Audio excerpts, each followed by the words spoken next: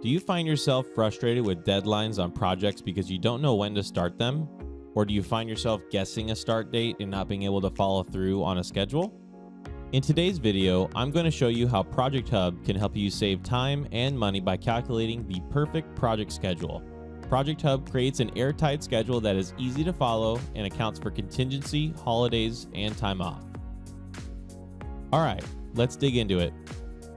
In a previous video, we made a project called Chores, and we'll continue using that project for this video. On the board here, we have a card, take out the trash. This chore is not time consuming, so let's come up with a chore that is. Click the Add Card button below the existing card to add a new card, and let's name this one School Project. Homework can be a chore sometimes, right? Let's click on our newly created card to bring up the card zoom. As mentioned before, we are going to focus on the scheduling portion of ProjectHub since this fundamental is what makes ProjectHub unique and sets us apart from the rest. There are two major components of calculating a schedule: lead time and dates. Lead time is the amount of time per step the project will take for a deliverable.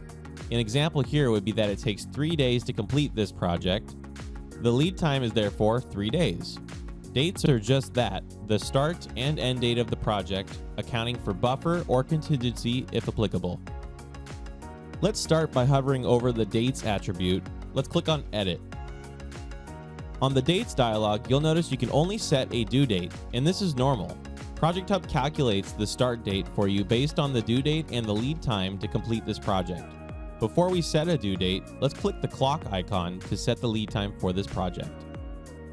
By default, you see 4 days is already assigned to this card across all steps.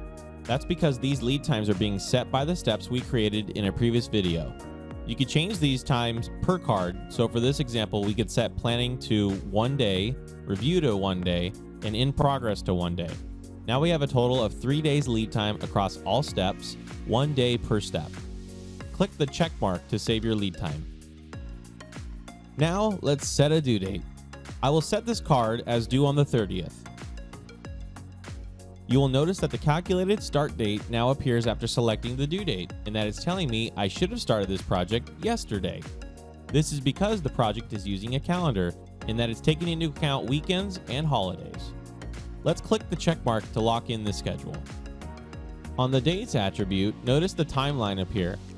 On the left of the timeline is the start date, and the far right is the due date, or optimistic completion date, whichever is further out. The optimistic completion date is best described as, if you start now, you'll finish by this date. In this case, I am running a day behind since the card has not been started yet. But let's say I was able to get some work done today. If I move the card to the review step using the step attribute, the date's visualization changes. It says I will most definitely finish on the day I need to now that I am caught up.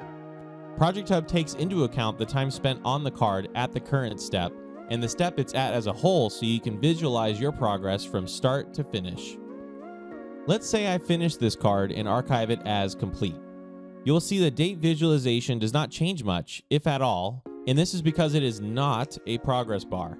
It is strictly a way to see the progress of the schedule in relation to your due date or optimistic completion date, where the furthest right edge of the colored bar is today's date. The best way to look at this bar is that it is a timeline.